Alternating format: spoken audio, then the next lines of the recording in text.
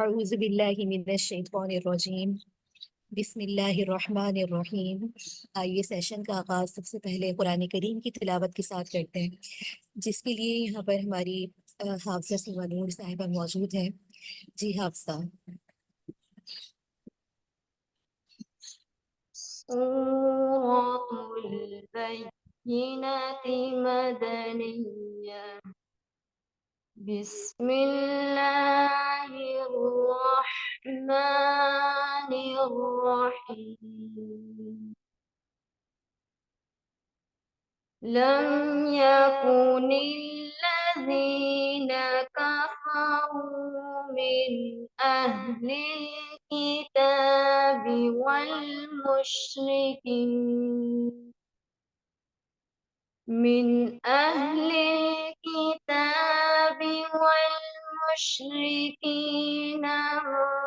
منفكين حتى تأتيهم البينة. رسول من الله يتلو صحفا مطهرة فيها كتب قيمة. وما تفرق الذين أوتوا الكتاب إلا من بعد ما جاءتهم البينة.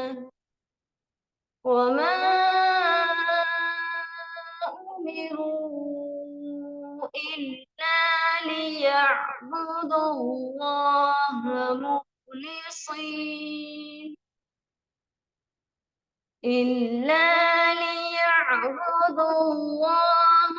مخلصين له الدين حنفاء ويقيموا الصلاة ويؤتوا الزكاة وذلك دين القيمة. إن الذين كفروا من أهل الكتاب والمشركين في نار جهنم خالدين فيها. أولئك هم شر البرية. إن الذين آمنوا وعملوا الصالحات أولئك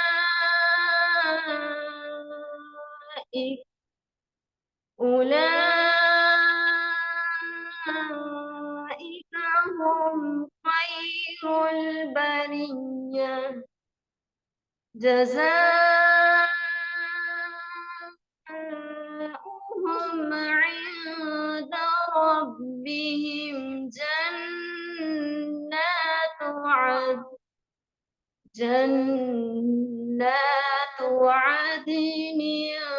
تجري من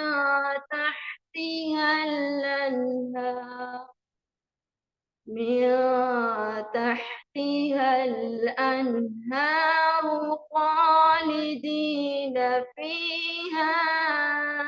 أبدا. رضي الله عنهم ورضوا عنه ذلك لمن خشي ربه. صدق الله العظيم. جزاک اللہ خیرن کثیرن، بارک اللہ فیک۔ اس کے ساتھ ہی آج کا ہم درس شروع کرتے ہیں۔ بسم اللہ الرحمن الرحیم۔ رب اشرح لی صدری ویسر لی امری واحلل عقدۃ من لسانی يفقهوا قولي رب زدني علما رب زدني علما رب زدني علما آمین. السلام علیکم ورحمۃ اللہ وبرکاتہ. انشاءاللہ امید ہے کہ عزیز سامعات طالبات خیر وافیت سے ہوں گی، اور آج انشاءاللہ بفضلہ تعالی ہمارا درس قرآن کا جو ایک سلسلہ تھا قرآن سے تعلق، اس کی پایہ تکمیل اللہ تعالیٰ نے بخیر و عافیت فرمائی. اس کے ساتھ ہی شاید آج تھوڑا سا میں آپ کا زیادہ وقت لوں، 5 سے 7 منٹ، اور ویسے کوشش پوری یہی ہوگی کہ اسی وقت کے اندر جو کہ آپ سے کمٹمنٹ ہے اس میں ہم اپنے درس کو پورا کریں، اور ساتھ ہی آخر میں مختصر سی دعا کریں. اس کے ساتھ ہی آج کا جو ہمارا پارہ ہے وہ عامہ پارہ ہے، تقریباً 37 صورتوں کے اوپر یہ پارہ مشتمل ہے. کل کے پارے کے اہم نکات اور ہم اس کے جو ہمیں حاصل فوائد ہوئے اس کو ہم ایک نظر دیکھ لیتے ہیں، تاکہ آگے پارے کے ساتھ جو ہمارا ربط ہے وہ تسلسل کے ساتھ قائم رہے. کل ہم نے 29ویں پارے کو دیکھا، اور اس کے اندر مختلف صورتوں کو جو کہ مکی صورتیں تھیں، جہاں پر سورہ ملک، سورۃ النازعات اور دیگر صورتیں وغیرہ، سورہ قلم، سورہ نازعات آج کے پارے میں. تو ان 29ویں پارے میں جو ہمیں حاصل فوائد ہوئے تمام اہم نکات کو دیکھتے ہوئے، تو سب سے پہلے تو اس میں یہ بات ہے کہ آپ اگر دیکھیں تو رسولوں کی تکذیب کفر ہے، یعنی کہ موجب عذاب ہے. اللہ کا جو عذاب کا سبب ہم نے اکثر صورتوں کے تناظر میں دیکھا، تو وہ کیا تھا کہ وہ رسولوں کی اطاعت نہیں کرتے تھے. اس کے ساتھ ہی ہمیں یہ بھی بات معلوم ہوتی ہے کہ سننے اور دیکھنے اور دل کی جو نعمتیں ہیں یہ اللہ کی خاص نعمتیں ہیں، تو اس پر اللہ تعالیٰ کا شکر ادا کرتے رہنا چاہیے. اور شکر ایسی چیز ہے جو انسان کو جو ہے طاعت کی طرف رغبت دلاتی ہے. اس کے ساتھ ہی کل کے پارے سے جو ہمیں فائدے حاصل ہوئے اس میں یہ بات بھی تھی کہ بہت زیادہ قسمیں کھانا، تانے دینا، چغلیاں لگانا، بھلائی سے روکنا، زیادتی کرنا، یہ نافرمانوں کی عادت ہے. اہل ایمان کو یہ تمام عادات یا اتوار زیب نہیں دیتی. اس کے ساتھ ہی آپ یہ دیکھیں تو کل کے پارے کے اہم نکات سے ہمیں جو بات حاصل ہوتی ہے کہ نعمتوں کی جو کثرت ہوتی ہے، یہ مصائب، یہ دونوں انسان کو آزمانے کے لیے آتی ہے. یعنی کہ خوش وقت انسان کا مزاج کیا ہونا چاہیے کہ جو نعمتوں پر شکر کرے، اور جب مصائب آ جائے، کوئی مصیبت آ جائے تو اس پر صبر کرے. اس کے ساتھ ہی یہاں پر یہ بات بھی ہم نے دیکھی کہ اللہ اور اس رسول کی جو نافرمانی ہے وہ آخرت اور دنیا دونوں میں عذاب کا باعث بنتی ہے. اس کے ساتھ ہی تمام عمل کا دار و مدار جو ہے نیت پر ہے. دنیا آخرت کی کھیتی ہے، جو انسان دنیا میں جیسا عمل کرے گا آخرت میں اس کا ویسا ہی پھل پائے گا، اب وہ چاہے خیر کی صورت میں ہو چاہے شر کی صورت میں ہو. اس کے ساتھ ہی یہاں پر یہ بات بھی دیکھیں کہ اللہ اور اس کے رسول کی اطاعت سے اعراض اور مال جمع کرنے میں بہت زیادہ مشغولیت، اس کا سبب کیا ہوتا ہے کہ ایمان کی جو طاقت ہے، ایمان کا جو نور ہے وہ اس سے سلب ہو جاتا ہے. اس کی وجہ سے اللہ تعالیٰ کی آیات میں کیا ہوتا ہے کہ وہ شک کرنے لگتا ہے، اللہ تعالیٰ کی ملاقات میں شک کرنے لگتا ہے، اور اس کا جو اصل مقصد ہوتا ہے وہ کیا بن جاتا ہے کہ دنیا کی زندگی، حب مال. اس کے ساتھ ہی یہاں پر ہمیں یہ مزاج بھی پتہ چلتا ہے کہ دعا میں پسندیدہ کیا ہے کہ پہلے اپنے لیے دعا کریں، پھر دعا مانگے، اور پھر دوسروں کے لیے بھی دعا مانگے. اس کے ساتھ ہی اللہ کے راستے پر استقامت اور اللہ اور اس کے رسول کی اطاعت دنیا اور آخرت میں خیر اور کثیر اور سعادت کا باعث بنتی ہے. یہاں پر یہ بات بھی ہمیں سمجھ میں آتی ہے کہ گناہ کے ہو جانے پر استغفار کرنا واجب ہے اور یہ پسندیدہ عمل ہے، اور اکثر اوقات انسان کو جو ہے استغفار کرتے رہنا چاہیے. اس کے ساتھ ہی یہ اس پارے کے سابقہ پارے کے اہم نکات اور خلاصہ کلام تھا. آج ہمارا انشاءاللہ عامہ پارہ ہے، اور یہاں پر اس کی اکثر صورتوں کے بارے میں آپ کو پہلے ہی بتا دیتی ہوں کہ یہ مکی صورتیں ہیں، اور مکی صورتوں کے اندر اب تک جو ہم ایک طریقہ کار پڑھتے ہوئے آ رہے ہیں کہ زمانہ نزول، مضامین وغیرہ، تو اس کے اندر توحید کے دلائل پر زور دیا جاتا ہے، اور قیامت کو ثابت کرنے کے لیے اللہ رب العزت جو ہے قیامت کی منظر کشی کرتے ہیں، اور انسان کی اس بات پہ توجہ دلواتے ہیں کہ وہ اپنا طرز عمل ان تمام چیزوں کو دیکھتے ہوئے، ملاقات پہ یقین رکھتے ہوئے صحیح کر لیں. تو شروع کی کچھ صورتوں کا ہم انشاءاللہ جو ہے اس کے اندر مضامین اور زمانہ نزول دیکھیں گے. باقی تمام کے مضامین سے جو حاصل شدہ اسباق ہیں ہم اس کے اوپر زیادہ فوکس کریں گے. اس کے ساتھ ہی یہاں پر سورہ نبا شروع ہو رہی ہے، اور نبا کے معنی جو ہوتے ہیں وہ خبر کے ہوتے ہیں، یعنی کہ کوئی بہت بڑی خبر. تو اس صورت میں یہاں پر یہ دوسرے لفظ میں یہ لفظ موجود ہے، اور اس کے اگر ہم زمانے نزول کی بات کریں، وجہ تسمیہ زمانے نزول اور مضامین کو اگر ہم یہاں پر دیکھیں تو اس صورت کے اندر جو اس کا زمانے نزول ہے وہ سورۃ المعارج کے بعد نازل ہے، اور نبا سے مراد یعنی کہ عظیم خبر آخرت کی ہے، یعنی کہ لوگ قیامت کے بارے میں متعجب ہیں اور ایک دوسرے سے سوال کرتے ہیں، تو اس کے بعد یہ کہا جا رہا ہے کہ آپ لوگ گھبرائیں نہیں، جان لیں گے کہ وہ کیا ہے۔ تو یہاں پر پھر اس تمام حقیقت کو بیان کیا جا رہا ہے کہ کس طریقے سے قیامت قائم ہوگی، اور اس کے تمام مضامین میں جو ہے اسی طریقے کے موضوعات ہیں۔ اس صورت کے دو رکوع ہیں۔ پہلے رکوع کے جو اہم مضامین ہیں تو یہاں پر قیامت کے بارے میں باہم ان کے جو سوالات تھے اس کو ذکر کیا گیا، ساتھ ہی اللہ رب العزت کی جو بے شمار نعمتیں ہیں ان کا یہاں پر تذکرہ ہے، اور قیامت کے وقت کے بارے میں بتایا جا رہا ہے کہ وہ طے شدہ وقت ہے۔ اس کے ساتھ ہی جو سرکشوں کا برا انجام ہوگا اس کو یہاں پر بتایا جا رہا ہے۔ یہاں پر اس صورت کے بارے میں حضرت ابن عباس رضی اللہ تعالیٰ عنہ فرماتے ہیں، جب قرآن مجید نازل ہونا شروع ہوا تو اس میں قیامت کا ذکر بہت ہی اہتمام کے ساتھ بار بار آنے لگا، تو کافروں میں یہ چیمہ گوئیاں شروع ہو گئی کہ قیامت قائم ہوگی بھی یا نہیں ہوگی، اگر ہوگی تو کب ہوگی۔ تو کچھ لوگ تو محض سے یہ سمجھتے کہ یہ صرف ڈرانے کے لیے ہے، اس لیے وہ انکار کرتے، اور کچھ لوگ جو ہے دبے لفظوں میں اس کا واقع ہونے کو تسلیم کرتے۔ چنانچہ جب یہ صورت نازل ہوئی اور اس کے شروع میں ان کا یہ ذکر کیا گیا، اور پھر آگے جو قیامت کا ہونا واقع ہے اس کو تفصیل کے ساتھ بیان کیا گیا۔ کافروں کو اپنی قدرت کی طرف متوجہ فرما کر زمین کے اندر جو اللہ تعالیٰ نے جبال، انسانوں کے جوڑے، رات اور دن، آسمان، آفتاب، مہتاب، بادل، پانی کا برسنا، اس کی برکت سے پھر غلہ کا اترنا، سبزی، باغات، یہ اللہ تعالیٰ کی بے شمار عجیب و غریب جو ہے اللہ تعالیٰ کی قدرتیں ہیں، ان تمام کی طرف توجہ دلوا کر انسان کو دعوت فکر دی جا رہی ہے کہ جو رب ان تمام قدرتوں والا ہے تو تمہیں اس کے وعدے کے مطابق تو قیامت کے واقع ہونے میں اپنی عقل سے کام لینا چاہیے۔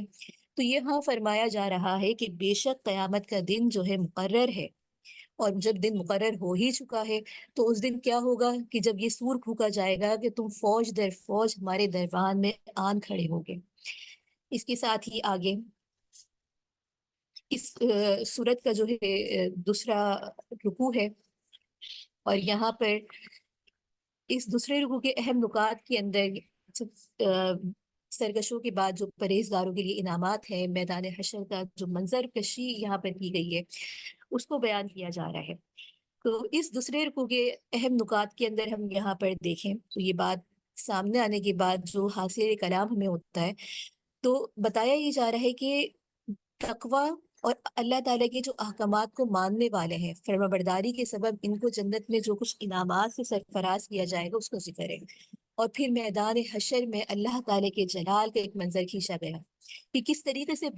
بڑا وجود بھی اس دن زبان کھولنے کی مجال نہیں کرے گا، اور کس طریقے سے فرشتے صرف بستہ کھڑے ہوں گے، کوئی کسی سے بات کرنے کی تاب نہیں رکھے گا، اور اس دن انسان اپنی ہر چیز کو دیکھ لے گا جو کچھ اس نے دنیا میں آگے بھیجی ہے۔ اور کافروں کے لیے وہ دن کیا ہوگا کہ وہ تمنا کریں گے کہ کاش کہ وہ مٹی ہو جاتے، کاش کہ یہ دن آیا ہی نہیں ہوتا، کاش کہ ہم نے اللہ تعالیٰ نے جو چیزیں ہمیں دی تھی، یعنی کہ سم دی تھی آخرت میں جانے کے لیے، نبی بھیجے تھے، ہدایت بھیجی تھی، کاش ہم نے اس سے فائدہ اٹھا لیا ہوتا۔ تو اس وقت یہ جب دیکھ لیں گے کہ قیامت کے دن تو اللہ تعالیٰ جانوروں کو بھی میدان میں جمع کرے گا، ظالم جانور سے بھی مظلوم کا بدلہ دلوا کر اسے مٹی کر دیں گے، تو پھر ان کا کیا حال ہے؟ تو اس وقت یہ دیکھ کر ان کی تمنا ہوگی کہ کاش ہم بھی مٹی ہو جاتے۔ اسی سلسلے کو آگے بڑھاتے ہوئے آگے سورۃ النازعات شروع ہو رہی ہے، اور یہاں پر اس کی وجہ تسمیہ، زمان نزول اور مضامین کو اگر ہم یہاں پر دیکھیں تو اس سورت کے اندر جو منظر پیش کیا جا رہا ہے تو وہ نازعات کا معنی ہوتے کھینچنے کے،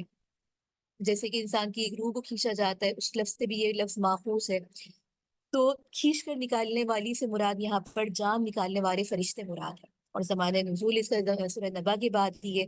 مضامین کے اندر اس میں ہم دیکھتے ہیں تو کائنات اور کائنات کے اندر جو اللہ رب العزت کے آثار توحید ہے، اور پھر اس کے بعد قیامت ہونے کے واقعات ہیں، وہ دلائل کے ساتھ بیان کیے گئے ہیں، اور حاصل کلام یہ ہے کہ فیصلہ اللہ کے مقابلے میں جو ہے زبردست، دنیا کی جتنی بھی طاقت اقتدار جو ہے وہ سب بے بس لاچار ہے، اور یہاں پر متقین کے لیے انعامات اور بشارت ہے، ساتھ ہی منکرین کے لیے جو اللہ کا عذاب ہے، اللہ کی سزا ہے، اس کی یہاں پر خبر دی جا رہی ہے۔ اس کے ساتھ ہی اس صورت کے اندر بھی دو رکوع ہے، اور یہاں پر اس صورت کا پہلا رکوع ہے جہاں پر موت کا ایک منظر بیان کیا جا رہا ہے، اور قیامت کے منظر کے ساتھ جو سرکشوں کا عبرتناک انجام ہے اس کو بیان کرتے ہوئے اس کے اہم نکات ہیں۔ اور یہاں پر جو نکات کا حاصل کلام ہمیں ہوتا ہے تو فرشتوں کی قسم کھائی گئی ہے، ان فرشتوں کی جو کافروں کی روحوں کو سختی سے کھینچیں گے، مومنوں کی روحوں کو نرمی سے نکالتے ہیں، تو اللہ تعالیٰ کی طرف سے ان روحوں کے لیے جو انہیں حکم ملتا ہے اس کا انتظام کر دیتے ہیں۔ یہ قسمیں کھا کر اللہ رب العزت یہ بتانا چاہتے ہیں کہ انہی فرشتوں کے ذریعے ہم سور پھونک کر انہیں انسانوں کو دوبارہ زندہ کریں گے، اور یہ کام ہمارے لیے کوئی بھی مشکل نہیں ہے۔ اس کے ساتھ ہی یہاں پر اللہ رب العزت نے یہ بات بتانے کے بعد حضرت موسیٰ علیہ السلام کا قصہ جو ہے یہاں پر دوبارہ مذکور ہے کہ اللہ تعالیٰ نے حضرت موسیٰ علیہ السلام کو جو ہے نبوت عطا فرمائی، فرعون کو بھیجا، فرعون کے پاس بھیجا کہ جاؤ ان کو دعوت دو، لیکن وہ سرکش ہو چکا تھا، تو نشانیاں دیکھنے کے بعد بھی مقابلے کے اوپر اتر آیا اور اپنے بارے میں کہا کہ میں تو تمہارا اعلی درجے کا پروردگار ہوں۔ تو اللہ نے دنیا میں اس کو غرق ہونے کی صورت کیا کی کہ عذاب بھی دیا، اور آخرت میں اس کے لیے جہنم کا جو ہے عذاب ہے۔ تو یہاں پر اللہ تعالیٰ کی جو عظیم قدرت ہے، اللہ تعالیٰ کی نشانیاں ہیں، زمین آسمان پہاڑوں کا تذکرہ کر کے آخرت میں جو ایک منظر کشی کی گئی ہے۔ اس کے ساتھ ہی اگر ہم یہاں پر دیکھیں اس تمام کا انجام کے بعد اور خاص واقعے کی طرف جب اشارہ ہوتا ہے تو اس سے مقصود یہ ہوتا ہے کہ سابقہ اقوام کے جو ہے طرز عمل سے تم جو ہے عبرت حاصل کرو کہ ان کی سرکشی کی کیا وجہ تھی اور اس سرکشی کا نتیجہ کیا ہوا۔ اس کے ساتھ ہی اگر ہم اس صورت کا دوسرا رکوع دیکھتے ہیں تو یہاں پر جو نکات ہمیں حاصل ہوتے ہیں، تو یہ تمام باتیں بتانے کے بعد اللہ تعالیٰ خود انسان کو سوال کر رہے ہیں کہ انسان کو دوبارہ بنانا بہت ہی مشکل ہے۔ انتم اشد خلقا ام السماء بناها رفع سمكها فسواها۔ اور اس کے ساتھ ہی پھر اللہ تعالیٰ اپنی قدرت کی طرف اشارہ کرتے ہوئے روز قیامت کیا ہوگا اس کو بیان فرما رہے ہیں، قیامت کب آئے گی اس کو بیان فرما رہے ہیں، کیونکہ ان کی طرف سے بار بار یہ سوالات جو ہے اٹھتے تھے کہ آخر قیامت کب آئے گی، قیامت میں کیا ہوگا۔ تو اس رکوع کے اندر قیامت کے واقع ہونے کی دلیلیں مذکور ہیں، اور یہ بتایا جا رہا ہے کہ انسان کا پیدا کرنا مشکل کام ہے، یہ آسمان اور زمین کا جو ہے پیدا کرنا، اس کی درستگی، اس کی سجاوٹ، اس کا نظم و ضبط، یہ تمام چیزوں کو اگر انسان دیکھے تو انسان کی پیدائش تو اللہ کی قدرت میں معمولی سی بات ہے۔ اور اس کے ساتھ ہی یہاں پر دن اور رات کی کیفیت کی، زمین کا فرش کا بچھانا، پہاڑوں کی بناوٹ، چوپاؤں کی تخلیق، اس سب کی تذکرے کے بعد فرمایا جا رہا ہے کہ قیامت تو آ کر رہے گی، اس دن انسان اپنے کرتوتوں کو یاد کرے گا، جو اس نے دنیا میں سب کچھ کیا تھا، جو دنیا کو کل سمجھ لیا تھا، اور وہ یہ سمجھتا تھا کہ دنیا میں جو میں کچھ کر رہا ہوں اس کا تو مجھے حساب کتاب دینا ہی نہیں ہوگا۔ اب اس کا ٹھکانہ کیا ہے کہ جہنم ہے، کیونکہ آخرت کا منکر تھا اور اپنی تیاری اس نے دنیا کے لیے کی تھی۔ اب یہاں پر جو قیامت کے حساب کتاب سے ڈرتا رہا اور اپنے نفس کو بری خواہشات سے روکتا رہا، تو اس کے لیے اللہ رب العزت کیا فرما رہے ہیں کہ اس کے لیے تو جنت ہے۔ تو یہاں پر جب بھی جو بیان ہوتا ہے آخرت کا ذکر ہے تو اس کے بالمقابل اللہ تعالیٰ اہل متقین کے بارے میں فرماتے ہیں، اور یہاں پر ان کے لیے بھی اللہ تعالیٰ فرماتے ہیں کہ جو عذاب یعنی کہ قیامت کے لیے جلدی کر رہے ہیں تو اپنا وہ طرز عمل ٹھیک کر لیں کہ جلدی کر رہے ہو تو تم نے آخر اس کے لیے کیا تیاری کی ہے۔ اس کے ساتھ ہی آگے سورہ عبس ہے، اور سورہ عبس کی سورج شروع ہو رہی ہے، اور یہاں پر جو مضامین ہمیں نکات مل رہے ہیں کہ دعوت کے کام میں اعتدال کی تلقین ہے، ساتھ یا عصمت قرآن حکیم ہے، اور انسان کتنا ناشکرا ہے، اس بات کو یہاں پر بیان کیا جا رہا ہے۔ اس صورت کے اس اہم نکات کے بعد دیکھیں تو عبس کا معنی ہے ناخوش ہونا، تو یہ لفظ پہلی آیت میں موجود ہے، اس لیے میں اس کا نام جو ہے یہاں پر رکھا گیا۔ اور یہاں پر یہ بات ہمیں پتہ ہے کہ حضرت ایک موقع پر آپ صلی اللہ علیہ وآلہ وسلم جو قریش کے سردار تھے ان سے تبلیغ وہ گفتگو فرما رہے تھے، تو ایک نابینا صحابہ حضرت ابن مکتوم جو ہے آ گئے، تو انہوں نے اپنی توجہ جو ہے آپ صلی اللہ علیہ وآلہ وسلم کی طرف جو ہے پھیرنا چاہیے، تو آپ نے اس کو نافرمان جو ہے اس کو ناپسند فرمایا، تو اس پر یہ جو ہے صورت نازل ہوئی تھی کہ بڑے آدمیوں کو ان کی آدمیوں کی اتنی پرواہ نہیں کرنی چاہیے، جو شخص خود آپ کے پاس دین چلنے کے لیے سیکھ کر آ رہا ہے، لپک کر آ رہا ہے، تو آپ کو اس پہ توجہ دینی چاہیے۔ تو بہرحال اس میں جو آپ صلی اللہ علیہ وآلہ وسلم نے تھوڑا ناگواری کا اظہار کیا تھا، تو اس میں یہاں پر فرمایا گیا ہے کہ آپ ایسا نہ کریں، آپ کو ایسا نہیں کرنا چاہیے، جو بھی دین کی باتیں پوچھے، تزکیہ نفس کا خواہ ہو، اس کی طرف توجہ دیں، اللہ کی نظر میں سب انسان برابر ہے، قریش مکہ ہو یا کوئی عجمی ہو، کوئی نابینا ہو، کسی سے اعراض نہیں کرنا چاہیے۔ اصل میں یہ تعلیم جو ہے نا، آپ صلی اللہ علیہ وآلہ وسلم کے توسط سے امت مسلمہ کو دی جا رہی ہے کہ وہ جب دعوت تبلیغ کا کام کریں تو ان کا طرز عمل کیا ہونا چاہیے، ان کی نظر میں ایک انسان کا مقام کیا ہونا چاہیے۔ ہمارے یہاں بھی یہی ہوتا ہے، اگر ہم اپنے طرز عمل پہ غور کریں کہ جو کوئی کسی بڑی پوسٹ والا ہوتا ہے، کسی بڑے مرتبے والا ہوتا ہے، تو انسان ذرا اس کی طرف بڑی توجہ کر کے بیٹھتا ہے، اس کو بڑا پروٹوکول دیتا ہے۔ اس کے بالمقابل جو ہمارے اپنے لوگ ہوتے ہیں، جو دین سیکھنے آتے ہیں، ہمارے طلباء طالبات، جن کا حق سب سے زیادہ ہے، تو ہم تم کو روزمرہ ریگولر لوگوں کی طرح ایک سمجھتے ہیں، تو ان پہ اتنی توجہ نہیں دیتے۔ تو یہاں اللہ رب العزت نے ایک اصول اور ایک معیار طے کر دیا۔ وہ اصول کیا ہے کہ جو شخص دین کی بات سیکھنا ہے، اپنا تزکیہ نفس کا خواہ ہو، تو اس کے اوپر آپ بھرپور توجہ کے ساتھ محنت کریں، اس کی توجہ کے ساتھ بات سنیں۔ اس کے بعد قرآن کریم کے بارے میں بتایا جا رہا ہے کہ یہ تو سراپا نصیحت حاصل کرنے کی بات ہے۔ اور پھر یہاں پر اس صورت میں اللہ کی چند قدرتوں کا ذکر کے بعد بتایا جا رہا ہے کہ یہ ساری چیزیں انسان کے فائدے کے لیے تو پیدا کی ہے، اس لیے انسان کو ناشکری کرنا زیب نہیں دیتا۔ اور ساتھ ہی یہاں پر قیامت کی ہولناکیوں کا تذکرہ ہے، اور ناشکری کرنے والے انسانوں کو یہ بتایا جا رہا ہے کہ ان کا یہ جو طرز عمل ہے ناشکری کرنے والا، یہ ان کے لیے کتنا خوفناک انجام ثابت ہوگا۔ اس کے ساتھ ہی آگے سورۃ التکویر شروع ہو رہی ہے، اور سورۃ التکویر کے جو اہم مضامین ہیں اس کو ہم یہاں پر دیکھیں تو یہاں پر بھی قیامت کا ایک منظر بیان کیا جا رہا ہے۔ دیکھا جائے تو اس پاری کی صورتوں میں ایک جلال ہے، قیامت کی طرف توجہ ہے، روز قیامت کے بارے میں جو سوالات ہیں منکرین کے، ان کے بارے میں بتایا جا رہا ہے، اور ساتھ ہی قرآن کیا ہے اور کیا نہیں ہے۔ اس تمام اہم نکات کو دیکھنے کے بعد جو ہمیں اس صورت میں حاصل کلام ہوتا ہے کہ تکویر کے معنی لپٹ دینے کو کہتے ہیں۔ تو صورت کی ابتدائی آیت میں کہ اذا الشمس کورت، جب صورت لپٹ دیا جائے گا، اور زمانے مکی دور ہے۔ اب اس صورت میں وہ منظر کھینچا گیا ہے، وہ نقشہ کھینچا گیا ہے جو کہ قیامت کے وقت میں واقع ہوگا۔ اس منظر کشی سے جو قیامت کے حالات ہیں، تو سورج کو لپٹ کر بے نور کر دیا جائے گا، ستارے ٹوٹ جائیں گے، پہاڑ جلا دیے جائیں گے، ایسا ہولناک منظر ہوگا کہ 10 ماہ کی اونٹنی کو بھی کوئی پرواہ نہیں ہوگی۔ اور اپنے یہاں جیسے اونٹنی بہت قیمتی ہوتی تھی، لیکن اس وقت یہ بیکار چھوڑ دی جائے گی، تو سارے جانور خوف کے مارے اکٹھے ہو جائیں گے۔ زندہ درگور ہوئی بچی کو لایا جائے گا، اس سے پوچھا جائے گا کہ تجھے کس جرم میں مٹی کے اندر دبایا گیا ہے، تو اس مقصود مجرم کو سزا دینا ہوگا۔ پھر یہاں پر حضرت جبرائیل علیہ السلام کا ذکر بھی ہے، جو نبی کریم صلی اللہ علیہ وآلہ وسلم کے پاس قرآن کریم کی وحی لایا کرتے تھے۔ تو آگے نبی کریم صلی اللہ علیہ وآلہ وسلم کے متعلق فرمایا کہ انہیں جو غیب کی بات اللہ تعالیٰ جو ہے بتائے جاتی ہیں، وہ کاہنوں کی طرح بتانے میں نہ تو وہ خل سے کام لیتے ہیں، نہ ہی وہ اس پر تم سے پیسے اجرت لیتے ہیں۔ تو قرآن تو ہے ہی لوگوں کی نصیحت کے لیے، تو یہ جانتے ہوئے بھی لوگ اس سے فائدہ کیوں نہیں اٹھاتے؟ تو یہاں پر بتایا جا رہا ہے کہ قرآن کیا ہے کہ فائدہ اٹھانے کی چیز ہے،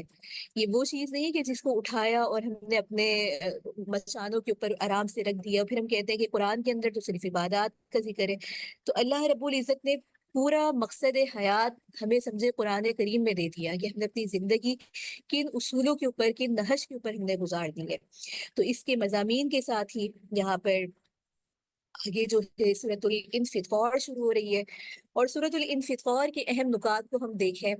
تو یہاں پر بھی قیامت کی نشانیاں ہیں، اور انکار اور سزا پہ جو جزا پہ جو انکار کرتے ہیں ان کی سزا کا یہاں پر تذکرہ ہے۔ ساتھ ہی یہاں پر اللہ رب العزت کی تاکید فرما رہے ہیں کہ جزا اور سزا تو ہو کر ہی رہے گی۔ اس بات کو بار بار تاکید سے بتانے کا مقصد یہ ہے کہ تاکہ انسان اپنا عمل، اپنا طرز عمل کو صحیح کرے، اور انفطار کے معنی ہوتے ہیں پھٹ جانے کو۔ تو یہاں پر بھی اس منظر کو کھینچا گیا کہ اذا السماء انفطرت، جب آسمان پھٹ جائے گا۔ اور زمانہ نزول اگر ہم اس کا دیکھیں تو سورۃ النازعات کے بعد بھی ہے۔ تو اس پوری صورت، اس پورے رکوع کے اندر اگر ہم دیکھیں تو یہاں پر قیامت کی ان ہولناکیوں کا بیان ہے کہ جب آسمان پھٹ جائے گا، تارے جھڑ جائیں گے، سمندر ابل پڑیں گے، اور قبروں سے مردے زندہ ہو کر نکل جائیں گے، اور پھر ہر نفس نے جو عمل کیا ہے اس کا نتیجہ وہ اپنی آنکھوں سے دیکھ لے گا، کہ جو کچھ اس نے آگے بھیجا، جو کچھ اس کے ساتھ جو عمل ہوا، اس کو خود وہ اپنی آنکھوں سے دیکھنے کے بعد یہاں پر انسان کی پیدائش کی یاد دہانی کروائی جا رہی ہے۔ اور قیامت کو جو جھٹلانے والے لوگ ہیں ان کو یہ بتایا گیا کہ ہر شخص کا عمل جو ہے اللہ کے ریکارڈ کے اندر محفوظ ہے. اس کے نام اعمال کی جو ایک ایک حرکت ہے وہ اللہ تعالیٰ نے محفوظ رکھی ہوئی ہے. کوئی ایسی چیز نہیں کہ وہ اپنے نام اعمال کو دیکھے اور اس سے وہ اس کو جھٹلا سکے. تو یہاں جب کوئی لکھی ہوئی چیز ہوتی ہے تو اس بات کی اہمیت زیادہ ہوتی ہے. جیسے کہ سابقہ پارے کے اندر جب ہم نے سورہ قلم پڑھی تو یہ بات دیکھی کہ اللہ رب العزت نے سب سے پہلے جو چیز بنائی تھی وہ قلم بنائی تھی. تو لکھنے کی جو اہمیت ہے، قلم کی اہمیت ہے، تعلیم اور تعلم میں جو اس کی اہمیت ہے وہ واضح ہے. اور یہاں پر بتایا جا رہا ہے کہ اس دن کسی کی کوئی سفارش کسی کے کام نہیں آئے گی، کسی کا مال و دولت اس کے کام نہیں آئے گا. اس کے ساتھ ہی آگے سورۃ المطففین شروع ہو رہی ہے، اور سورۃ المطففین کے اہم نکات میں دیکھیں تو یہاں پر ناپ تول میں کمی کرنے والوں کے لیے شدید قسم کی وعید ہے، اور ساتھ ہی سرکشوں کی جو بری سزا ہے اس کا ذکر ہے، اور نیک لوگوں کا جو اللہ تعالیٰ کے یہاں بہترین بدلہ ہے اس کو بتاتے ہوئے جو مجرمین کا جو طرز عمل ہے اس کے اوپر جو اللہ نے ان کے لیے سزا اور جزا کا بیان فرمایا، یہاں پر جو ہے اس کا ذکر کیا گیا. اس کے ساتھ ہی متوففین کا جو لفظ استعمال ہوا ہے اس کے معنی ہوتے ہیں، یہ لفظ ماخوذ ہے جو ہے تکفیف سے. تو اس صورت کے ابتدا میں یہ لفظ ہے کہ ویل للمطففین، تباہی ہے ناپ تول میں کمی کرنے والوں کی. تو یہاں پر اس صورت میں دیکھا جائے تو ناپ تول میں کمی کر کے جو لوگوں کے حقوق غصب کیے جاتے ہیں، یعنی کہ معاشرے کے اندر اس کی برائی کیا ہوتی ہے کہ فساد پھیلانا. تو اس بات کی یہاں پر مذمت کی گئی ہے، اور یہ بتایا گیا کہ یہ حرکت جو ہے انکار قیامت اور آخرت کی فراموشی کے سبب ہے. جو لوگوں کے حقوق غصب کرتا ہے، ناپ تول میں کمی کرتا ہے، تو اس کے دل میں کیا ہوتا ہے کہ بھئی اگر میں کسی چیز میں ناپ تول میں کمی کر رہا ہوں، ایک دکاندار کی آپ مثال لے لیں کہ اگر میں 1 کلو چینی کی بجائے تھوڑی سی اس میں ڈنڈی مار کے کچھ کم کر لیتا ہوں تو مجھے اس میں کون پکڑنے والا ہے؟ کس کے پاس اتنا وقت ہے؟ اور اگر کس کے پاس وقت بھی نہیں ہے اور نہ مجھ سے اس کا کوئی حساب کتاب ہوگا، تو جس چیز کا میں نے حساب کتاب دینا ہی نہیں ہے تو میں اس بات کی اتنی فکر کیوں کروں؟ تو یہ اصل میں انکار جو ہے اس کا آخرت سے انکار ہوتا ہے، قیامت سے انکار ہوتا ہے. کیونکہ قیامت کا انکار یا اقرار تو اس بات پر جو ہے اس بات پر ہے کہ ہم نے جو بھی کچھ کر رہے ہیں، جو بھی ہمارا عمل ہے اس کی جزا اور سزا تو مقرر ہے، وہ تو ہو کر رہے گی. لیکن ایسا کرنے والا گویا کہ آخرت کا انکار کر دیتا ہے، اور اس بات کا انکار کرتا ہے کہ آخرت میں مجھ سے کسی بات پر کوئی بھی معاوضہ نہیں ہوگا. تو اس صورت میں بتایا یہ جا رہا ہے کہ جو لوگ ناپ تول میں کمی بیشی کرتے ہیں، جن کے دینے کے پیمانے اور لینے کے پیمانے کچھ اور ہوتے ہیں، یعنی کہ دینا الگ حساب سے ہوتا ہے اور لینے کے لیے تو پورا پورا لیتے ہیں، تو اس طریقے سے ذرا یہ انسانوں کے حقوق کو غصب کرنے والے ہوتے ہیں. تو اس بنا پر یہاں پر اس حرکت کی شدید طریقے سے مذمت کی گئی ہے، اور یہ بھی بتایا گیا کہ ایسے لوگ اس حرکت کو اس لیے کرتے ہیں دراصل ان کے دلوں کے اندر قیامت کا خوف رخصت ہو چکا ہوتا ہے. اور اس کے ساتھ یہاں پر قیامت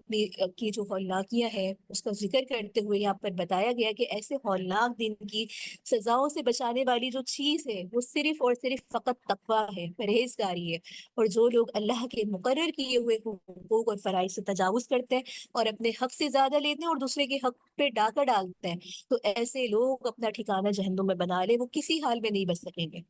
اپنے حقوق اور فرائض کی یہاں بھی بات ہو رہی ہے کہ ہمیں یاد تو ہے کہ ہمارے فرائض میں یہ بات شامل ہے، بحیثیت بیوی میرے حقوق میں یہ بات شامل ہے، مجھے میرے حق دو، مجھے میرے فرائض دو. لیکن جب حق دینے کی بات آتی ہے تو پھر ہم اس کا حق پورا نہیں کرتے. تو یہاں پر یہ حقوق کی ایک مثال صرف ناپ تول سے دینے کے بعد اس اصول کو اگر ہم اپنی پوری زندگی کے اوپر بھی مثبت کریں تو ہمیں پتہ چلے گا کہ ہم کہاں کہاں کن کن لوگوں کے حق کو غصب کر رہے ہیں. جب دینے کی باری آتی ہے تو ہم کم دیتے ہیں، اور جب لینے کی باری آتی ہے تو ہمیں تمام فرائض یاد آ جاتے ہیں. تو یہ بات تقوی اختیار کرنے سے انسان جو ہے اس روش سے بچ سکتا ہے. اس کے ساتھ ہی آگے اللہ رب العزت جو ہے اس طرف انسان کی توجہ دلوا رہے ہیں اور انسان کو جو ہے بتا رہے ہیں کہ یہ جو مجرموں کا طرز عمل ہے، اگر اس پہ جو ہے انسان اپنی زندگی گزارے گا، اس کے اوپر تمام چیزوں کو اپنی رکھے گا، تو اس کا پھر اس کو نقصان کیا ہوگا کہ اس کا ٹھکانہ جہنم ہوگا. اور جہنم ایک ایسا ٹھکانہ ہے جہاں جانے کے بعد کوئی بھی انسان اس سے بچ نہیں سکتا. اس کے ساتھ ہی اس سورت کا جو ہے آگے سورت شروع ہو رہی ہے، اور آگے سورت کی جو مضامین ہے سورۃ الانشقاق کی بات ہو رہی ہے. اور یہاں پر اس سورت کے اندر قیامت کی منظر کشی کی جا رہی ہے، اور یہاں پر اس بات کی تاکید کی جا رہی ہے کہ اللہ کے سامنے حاضری تو ہو کر ہی رہے گی، اور خوش نصیب اور بد نصیب انسان کا یہاں پر ذکر ہے، اور ساتھ ہی آخرت کا انکار کرنے والوں پر اللہ رب العزت تعجب فرما رہے ہیں کہ کیا چیز ہے جنہوں نے ان کو اس بات سے روکا۔ تو انشقاق کے معنی پھٹ جانے کے ہوتے ہیں، تو یہاں پر اس منظر کی کشی کی گئی ہے کہ اذا السماء انشقت، جب آسمان پھٹ جائے گا۔ یہاں پر دیکھا جائے تو قیامت کی ہولناکیوں کا تذکرہ کرنے کے بعد یہ بات بتائی گئی کہ اس دن جن کے اعمال نامے ان کے دائیں ہاتھ میں دیے جائیں گے وہ تو خوش ہوں گے اور اہل جنت میں سے ہوں گے، لیکن جن کے سامنے پھر جو اللہ کے حضور پیش ہوں گے ان کے نام اعمال اگر ان کو پیٹھ کی طرف سے دیے جائیں گے، بائیں ہاتھ میں دیے جائیں گے، تو ان کا ٹھکانہ جہنم ہوگا۔ کیونکہ ایسے لوگوں کا طرز عمل کیا تھا کہ قرآن سے بے نیازی ہو کر اپنی منمانی کی زندگی گزارتے تھے، اپنے نفس کی خواہشات کے مطابق اپنی زندگی گزارتے تھے، اور پھر اتنا ہی نہیں بلکہ آخرت کی تکذیب کرتے تھے۔ تو یہاں پر پھر ان لوگوں کو خوشخبری دی جا رہی ہے جو اللہ تعالیٰ کے لیے اعمال صالح کرتے ہیں، اپنی زندگی اللہ کے عمل کے مطابق گزارتے ہیں، تو یہاں پر پھر ان لوگوں کے لیے خوشخبری ہے کہ ان کے نام اعمال جب انہیں دائیں ہاتھ میں ملیں گے تو آخرت کے اندر خوش و خرم اپنے نام اعمال لوگوں کو دکھاتے پھریں گے۔ اس کے ساتھ ہی آگے سورۃ البروج ہے، اور یہاں پر سورۃ البروج میں جو اہم نکات ہیں کہ برباد مظلوم نہیں بلکہ ظالم ہوں گے، اور ساتھ ہی سرکش قوموں سے عبرت حاصل کرنے کی طرف دوبارہ یہاں پر سبق دیا جا رہا ہے۔ تو اس صورت کے اہم مضامین میں یہاں پر اگر ہم دیکھیں تو سورۃ البروج میں خندق والوں کا واقعہ ہے۔ تو سورت کے شروع میں اللہ نے قسم کھا کر اصحاب اخدود کی طرف اشارہ فرمایا کہ یوم الموعود سے مراد قیامت کا دن ہے۔ ایک تفسیر کے مطابق یہاں پر اس سے مراد جمعے کا دن ہے، اور یہاں پر ایک مشہور تفسیر کے مطابق یہاں پر عرفات کا دن بھی مراد ہے۔ یہاں پر شاہد سے مراد جو ہے انسان ہے، اور مشہود سے مراد قیامت ہے۔ تو آگے اللہ رب العزت فرماتے ہیں کہ اللہ تعالیٰ کی مار ہے ان خندق کھودنے والوں پر۔ تو اس میں اس واقعے کی طرف اشارہ ہے جو نبی کریم صلی اللہ علیہ وآلہ وسلم کی ولادت سے مبارکہ سے تقریباً 70 سال پہلے پیش آیا تھا۔ ایک کافر بادشاہ تھا جو ایک مسلمان لڑکے کو مارنا چاہتا تھا، لیکن وہ لڑکا ان کے لیے آزمائش بنا ہوا تھا۔ پھر اس لڑکے نے خود ہی بادشاہ کو تدبیر بتائی کہ میری موت کس طرح واقع ہو سکتی ہے، تو بادشاہ نے ویسے ہی کیا، تو سارے لوگ ایمان لے کر آ گئے۔ اس کے ساتھ ہی بادشاہ کو غصہ آیا تو اس نے دین حق قبول کرنے والے جتنے بھی لوگ تھے ان کو خندقوں میں جو ہے آگ دھلا کر جلا دیا۔ تو یہاں پر اس تمام واقعے سے جو اہل ایمان کی کامیابی ہے کہ وہ باغات میں ہوں گے ان کو بیان فرمایا، اور اس سے جو حاصل کلام ہمیں اس صورت میں اس کے اہم نکات سے ہوتا ہے، تو اس صورت میں یہ بتانا مقصود ہے کہ جو لوگ اللہ کی عبادت میں اپنی زندگیوں کو گزارتے ہیں تو اللہ تعالیٰ کے یہاں ان کا مقام ہے، اور جو لوگ جو ہے عبادت گزار بندوں کو ہلاک کرنا چاہتے ہیں، اپنے ظلم و ستم کا ان کو نشانہ تخت بناتے ہیں، تو آخر کار ہلاکت اور بربادی سے ان کو دوچار ہونا پڑتا ہے۔ اس کے لیے تاریخی شواہد کے طور پر فرعون اور اس کے لشکر کا ذکر ہے۔ اس کے علاوہ اصحاب اخدود کا بھی ذکر کرنے کا مقصود یہی ہے کہ یہ لوگ جو ہے انہوں نے بھی جو ہے حق کے مقابلے کے اندر بادشاہ نے جو ہے اپنی ضد پر اڑا رہا، اور جو ایماندار لوگ تھے انہوں نے اس کے مقابلے میں ایمان کو پسند کیا۔ اور یہاں پر آخر کے اندر یہودیت جیسی کچھ ذلت اور مسکینیت سے دو چار تاریخ کی مشہور داستان ہے، اس سے مقصد یہی ہے کہ انسان اپنا طرز عمل ٹھیک کرے، اور ان واقعات سے جو ہے اپنا طرز عمل ٹھیک کرتے ہوئے اپنی زندگی کو گزارے اور عبرت حاصل کرے۔ اس کے ساتھ ہی آگے سورۃ الطارق شروع ہو رہی ہے، اور سورۃ الطارق کے جو اہم مضامین ہیں یہاں پر ایمان آخرت کے حوالے سے اللہ تعالیٰ نے کچھ شواہد بیان فرمائے، اور ساتھ ہی قرآن حکیم کے بارے میں ہے کہ یہ ایک فیصلہ کن کتاب ہے، کیونکہ اس کے اندر جتنے بھی موضوعات ہیں، جتنی بھی باتیں ہیں، تو یہاں پر یہ بات سمجھانی مقصود ہے کہ کائنات کے نظام میں سب کو چمکنے والے ستارے کے طلوع کی اہمیت کو تم جانتے ہو، یہ انسان کی پرورش کے سامانوں میں کیا حیثیت رکھتا ہے۔ اسی طرح سے مسافر کس طرح اپنی منزل اور سمت کا پتہ چلاتا ہے، تو یہی ستارہ اس بات کی گواہی دے رہا ہے کہ روحانی تربیت کے لیے انسان کی پرورش کے لیے ساز و سامان ہونا چاہیے، اور روح کی تاریخی کو دور کرنے کو بھی ستارہ ہونا چاہیے۔ تو اللہ کی راہ میں جو بھٹکے ہوئے کچھ لوگ ہیں تو ان کو صحیح سمت پر بتانے والا کوئی ستارہ ہونا چاہیے، وہ ستارہ محمد صلی اللہ علیہ وآلہ وسلم اور قرآن کریم ہے۔ جو لوگ ان پر ایمان لائے کامیاب ہوئے، اور جو نہیں لائے تو اللہ کی سنت کے مطابق ان کو مہلت ملے گی، اور مہلت سے اگر انہوں نے فائدہ نہیں اٹھایا تو پھر ان کا ٹھکانہ جہنم ہوگا۔ اس کے ساتھ یہاں پر ان مقاصد کو بتانے کے بعد قرآن فیصلہ کن ہے، اور اس کے ساتھ ہی یہاں پر سورۃ الاعلیٰ ہے۔ سورۃ الاعلیٰ کے مضامین میں دیکھیں تو یہاں پر ذکر اور صبر کی تلقین کی جا رہی ہے، اور ساتھ ہی ابدی کامیابی، ہمیشہ کی کامیابی کیسے ملے گی اس کو یہاں پر بیان کرتے ہوئے جن نکات کو یہاں پر بیان کیا جا رہا ہے کہ سب سے پہلے تو اس صورت کے اندر اگر دیکھا جائے تو اللہ تعالیٰ کی ایک ربوبیت یہاں پر نظر آتی ہے۔ اللہ تعالیٰ کی تسبیح بیان کرنی چاہیے، اور اللہ تعالیٰ نے مخلوق کو ایک خاص اندازے سے پیدا کیا۔ مخلوق میں انسانوں کو خاص طور پر کیا چاہیے کہ وہ ہر حال میں اللہ کی تسبیح بیان فرمائے، اور آگے آپ صلی اللہ علیہ وآلہ وسلم کی جو ہے ذکر ہے کہ ہم نے آپ کو کہ ہم آپ کو پڑھائیں گے اور آپ بھولیں گے نہیں، لہٰذا جلدی نہ کریں۔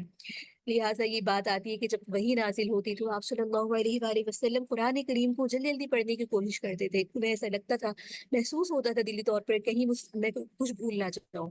تو اللہ نے قرآن کی حفاظت کا ذمہ لیا کہ اس کا یاد کرنا، اس کا پڑھنا پڑھانا تو ہمارے ذمہ، لہٰذا آپ اس کی فکر نہ کریں۔ اس کے ساتھ ہی یہاں پر یہ بات ہے کہ جس شخص نے اپنا تزکیہ کیا اور اللہ تعالیٰ کے نام کا ذکر کیا تو ایسا شخص کامیاب ہے۔ تو یہاں پر فلاح کا ایک تذکرہ بھی بتایا جا رہا ہے، توحید کا اقرار کر کے تزکیہ نفس کریں، اور ایسے لوگ کامیاب ہیں۔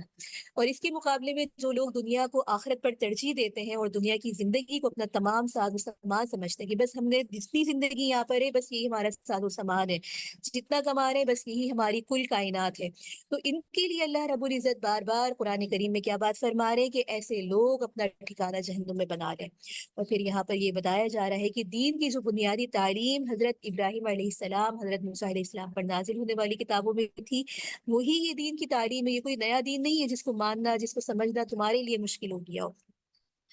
اس کے ساتھ ہی آگے سورۃ الغاشیہ ہے، اور اس کے اہم مضامین میں یہاں پر گنہگاروں کا جو برا انجام ہے اور نیکوکاروں کا جو حسین انجام ہے، اور ساتھ ہی اللہ تعالیٰ کی قدرت اور جلال کا جو ایک منظر بیان کیا جا رہا ہے اس صورت کے اندر، اس کو دیکھیں تو یہاں پر اللہ رب العزت سب سے پہلے اس صورت میں کفار اور مومنین کے جو نتائج اعمال ہیں اس سے بحث کی گئی ہے، اور رسولوں کی جو ذمہ داری ہے اس کو ذکر کیا گیا ہے، اور احتساب پہ جو ہے احساس دلایا گیا ہے۔ تو اس صورت کے اندر قیامت اور اس کی جو انتہائی سختیوں کے بعد کفار اور مومنین کے ساتھ جو اللہ تعالیٰ قیامت کے دن ان کے ساتھ جو معاملہ ہوگا، جو مواخذہ نہ ہوگا، وہ بیان فرما رہا ہے کہ کفار کے چہرے پر جھلسے ہوئے ہوں گے، ان کے چہرے کھولتا ہوا پانی ڈالا جائے گا، کانٹے دار گھاس ان کی غذا ہوگی، جبکہ مومنوں کا کیا حال ہوگا کہ ان کے چہرے تر و تازہ ہوں گے۔ اور پھر رسولوں کا کام تو بلا شبہ یہی ہے کہ وہ لوگوں کو حقائق سے باخبر کریں۔ اس کے بعد ہر شخص کو اختیار ہے کہ وہ کون سی راہ کو اختیار کرتا ہے، اس کو آزادی ہے، لیکن یہ بات یاد رکھیے کہ یہاں آزادی کا مطلب یہ نہیں ہے کہ اس سے کوئی باس پرس نہیں ہوگی۔ یہ بات اس لیے ہے کہ اس نے اپنی عقل شعور کو جس طور پر استعمال کیا، اس میں یہ آزاد ہے، اللہ نے اس کو عقل دی ہے، شعور دیا ہے، اور اس تمام کے بعد اس جو بھی روش اختیار کرتا ہے اس کو یہ بات سمجھ لینی چاہیے کہ اس کو اللہ کی عدالت میں حاضر ہونا ہی پڑے گا، قیامت کے روز اس سے پورا پورا حساب لیا جائے گا۔ اس کے ساتھ ہی آگے سورۃ الفجر شروع ہو رہی ہے، اور سورۃ الفجر کے جو اہم نکات ہمیں یہاں پر ہے کہ روحانی فیوض و برکات ادا کیے جانے کے اوقات بتائے جا رہے ہیں، اسی طریقے سے آزمائش اور امتحان کی صورتیں کیا ہوتی ہیں، اور دنیا پرستوں کا انجام اور خدا پرستی کا جو ایک عظیم بدلہ ہے اس کو یہاں پر ذکر کیا جا رہا ہے۔ تو اس صورت کے اندر یہ بتایا جا رہا ہے کہ مال کی محبت میں اندھا ہو جانا اور خواہشات نفس کی پیروی کے اندر انسان جو ہے تباہی اور نامرادی اپنے اوپر خود لے کر آتا ہے۔ اس کے لیے تاریخی شواہد یہاں پر دیے گئے، اور اس پورے رکوع کے اندر 4 چیزوں کو شہادت کے اندر پیش کیا ہے: فجر، جفت و طاق، 10 راتیں، اور رات جب جانے لگے۔ تو اس میں فجر اور رات کو قوم عاد اور قوم ثمود اور قوم فرعون اور اس کے تابداروں کی نامرادیوں کی جو ہلاکتیں تھیں اس کے لیے بطور شہادت پیش کیا گیا، اور یہ بتایا گیا کہ ان پر ہلاکت اور تباہی کس وجہ سے آئی، کہ ان کے انکار اور سرکشی کی بنا پر آئی۔ اس کے بعد ایسی برائیوں کا تذکرہ ہے جس میں مبتلا ہو کر انسان اپنے اللہ کو بھول جاتا ہے اور آخرت کی فکر سے بے نیاز ہو جاتا ہے، اور پھر اپنی نفسیاری خواہشوں میں کسی نہ کسی طرح پورا کرنے کے لیے وہ کیا کرتا ہے کہ مال و دولت کو زیادہ سے زیادہ سمیٹنے والا اس کی کوشش کیا ہوتی ہے کہ آج اگر میرے پاس ایک پہاڑ ہے، ایک گھر ہے، تو چلو میں ذرا دوسرے کی بھی کوشش کرتا ہوں۔ 2 گھر بنا لے گا تو اس کی خواہش یہ ہوتی ہے کہ چلو اس گھر کو اور میں اچھا بنا لیتا ہوں، دوسرا گھر بنا لیتا ہوں۔ تو وہ حدیث میں بھی یہ بات آتی ہے کہ انسان تو ایسا ہے کہ اگر اس کو سونے کے پہاڑ بھی دے دیے جائیں تو بھی اس کی ہرس اور حوث نہ بھرے۔ تو یہاں پر یہ جو سمیٹنے کا انسان کے اندر مادہ ہے اپنی خواہشات کو پورا کرنے کا، تو یہ وہ چیز ہے جو انسان اللہ کی زمین میں فساد برپا کرتا ہے۔ تو اس کا نتیجہ کیا ہوتا ہے کہ دنیا میں بھی اس کو عذاب ملتا ہے، آخرت میں بھی شدید رسوائی ہے۔ تو یہاں پر جو اخلاقی امراض اور ان کی عملی برائیاں ہیں وہ کیا ہے کہ یتیموں کے ساتھ ظلم، ان کی تحقیر، مسکینوں کو نہ خود مدد کرنا ہے نہ دوسروں کو اس کی ترغیب دینا ہے۔ بعض لوگ اس پہ اعتراض کرتے ہیں کہ آپ لوگ بار بار جو ہے اس بات کی کیوں تلقین کرتے ہیں صدقہ کرو، خیرات کرو، اور مولویوں یا علماء پہ یہ اعتراضات ہوتا ہے کہ ان کا کام تو بس یہی بات ہے کہ صدقہ کرو، خیرات کرو، اس طرف کیوں بات کر رہے ہوتے ہیں۔ تو یہ تمام جو نیکی کی باتیں ہیں اس کی خود بھی ترغیب کرنا اور خود ان پر عمل کرنا، لیکن نہ یہ خود کر دینا دوسروں کو ترغیب دیتا ہے۔ میراث یا ترکے کو غصب کرنے والا ہمارے معاشرے کے اندر یہ برائی آپ دیکھیں کس قدر ہے۔ مال کی محبت ہے تو یہ تمام برائیاں ہمارے اندر موجود ہیں، کیونکہ ہم یہ سمجھتے ہیں کہ یہ مال ہم نے جو دوسرے کا غصب کر کے رکھا ہوا ہے، یہ مال ہمیں فائدہ دے گا، ہماری ضروریات کو پورا کرے گا، لیکن انسان یہ بھول جاتا ہے کہ یہ مال اس کے لیے آخرت میں نجات کا ذریعہ نہیں بن سکتا۔ اس کے ساتھ ہی یہاں پر ان چیزوں کو شمار کرانے کے بعد ارشاد ہوا کہ جب زمین توڑ پھوڑ کر رکھ دی جائے گی تو انسان کو ہوش آئے گا اور وہ حسرت کرے گی کہ کاش دنیاوی زندگی ایک بار مل جائے تو میں سب کی تلافی کر دیتا، اس کے بعد تو وقت ہی نہیں ہے۔ تو یہاں پر اس کے ساتھ ہی جو نیک لوگ ہیں ان کو ان کے عمل کی بشارت دی گئی ہے۔ اس کے ساتھ ہی آگے سورۃ البلد ہے، اور سورۃ البلد کے جو اہم مضامین ہیں یہاں پر بیان ہوئے۔ اس صورت کے اگر اہم نکات کو دیکھیں تو انسان بڑی مشقت پہ ہے، یہ بتایا جا رہا ہے، اور ساتھ ہی قرب الہی کا حصول کے لیے جو قرآنی اسلوب اس کو ذکر کرتے ہوئے یہاں پر اس کے یہ اہم نکات ہیں۔ اس اہم نکات کو بیان کرنے سے اس آیت میں یہاں پر لا اقسم بہذا البلد سے ماخوذ ہے۔ تو شروع میں چند قسموں کو اس بات میں ثبوت کے طور پر پیش کیا گیا کہ کوئی راحت کوئی آرام میں نہیں رہ سکتا۔ آرام اور راحت کا تو قانون الہی کے مطابق جو زندگی گزارے گا اسی کو حاصل ہوگا۔ اور یہاں پر انسان کی ذہنیت بتائی گئی ہے کہ باوجود وہ کانٹوں میں گھرا ہوا ہوتا ہے مگر ڈینگیاں مارتا ہے کہ ہم پر کوئی قادر نہیں ہے۔ انسان دیکھے کہ اللہ ایک ایک چیز میں وہ اللہ کی محتاج ہے، لیکن اس کے باوجود بھی انسان میں جو اکڑ ہے وہ اس سے باز نہیں آتا۔ پھر یہاں پر اللہ تعالیٰ نے اسے اعضاء کی شکل میں جو نعمتیں دی ہیں اس کا ذکر فرمایا، اور ظاہری اور باطنی جتنی بھی اللہ تعالیٰ نے اس کو قوتیں دی ہیں، مال و دولت ہے، ہر چیز ہے، اس سب کو یہاں پر بیان فرمایا۔ تو یہ بتایا جا رہا ہے کہ اس کے بالمقابل تو انسان کو چاہیے کہ اللہ تعالیٰ کا شکر کرے، لیکن شکر گزاری کے بجائے وہ اللہ کے شکر ادا نہیں کرتا۔ اور یہاں پر یہ بتایا جا رہا ہے کہ اللہ کی شکر گزاری کیا ہے کہ کن کن باتوں پہ شکر کرے، کہ غلاموں کو غلامی کی بیڑیوں سے اللہ نے نجات دلوائی، یتیموں اور مسکینوں کی ہر طریقے سے اعانت، خصوصاً ان کی جو ہے دیکھ بھال کی جائے، کھانا کھلایا جائے، آپس میں حق کی وصیت کی جائے، مشکل پر صبر کی تلقین کی گئی ہے۔ تو اللہ رب العزت یہاں پر انسان کو توجہ بھی دلوا رہے ہیں اور ساتھ ساتھ اسباب بھی بتا رہے ہیں، حل بھی بتا رہے، سلوشن بھی بتا رہے کہ اللہ سے اگر اپنا تعلق مضبوط کرنا ہے، مربوط کرنا ہے، تو کیا چیزوں کو اختیار کرنا چاہیے۔ اس کے ساتھ ہی آگے سورۃ الشمس شروع ہو رہی ہے، اور سورۃ الشمس، شمس کے معنی جو ہے سورج کے ہوتے ہیں، اور یہاں پر جن نکات کا احاطہ کیا گیا، قسم کھائی جا رہی ہے کہ کامیابی اور ناکامیابی کی وضاحت کی جا رہی ہے، ساتھ ہی جو ناکام قومیں ہیں اور ان پر جو عبرتناک مثالیں ہیں ان کو ذکر کیا جا رہا ہے، اور ان مثالوں کے ذکر کرنے کے ساتھ ہی یہاں پر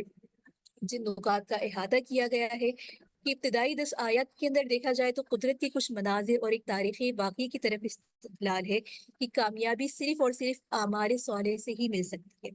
اور پھر یہاں پر یہ بتایا جا رہا ہے کہ اللہ تعالیٰ انسان کی فطرت اور اس کے وجدان میں ہے کہ اللہ کے اقرار اور انسان کے لیے بھلائی اور برائی کی باتوں کو وہ سمجھ جاتا ہے۔ اس بنا پر انسان اگر اپنی فطرت پر جو ہے اپنے کان دھرے اور اپنے نفس کو برائیوں سے پاک کرے تو وہ فلاح پائے گا، ورنہ نامرادی ہی ملے گی۔ اس کے بعد یہاں پر جو دیگر اقوام کی شہادت یہاں پر دی گئی ہے بطور مثال، تو اس سے مقصود یہی ہے کہ اللہ تعالیٰ نافرمانوں کو ہلاک کر کے رہتا ہے، اور ان کی نافرمانی کے اگر آپ اسباب دیکھیں تو اس میں اسباب یہی تھے کہ وہ اپنی فطرت کے خلاف جاتے تھے۔ فطرت میں تو توحید ہے، توحید پر اقرار ہے، لیکن وہ اپنی فطرت کے برخلاف کام کرتے تھے۔ اس کے ساتھ ہی آگے سورۃ اللیل ہے، اور لیل رات کو کہتے ہیں، اور یہاں پر بھی اللہ تعالیٰ نے قسم کھائی ہے، اور یہاں پر انسانوں کے جو ہے کردار جدا جدا ہے، کافروں کا کردار جدا ہے، مومنوں کا کردار جدا ہے، منافقین کا کردار اللہ کی الگ ہے۔ تو یہاں پر اللہ کی نگاہ میں جو پسندیدہ کردار ہے اور ناپسندیدہ کردار ہے اس کو بیان کیا جا رہا ہے۔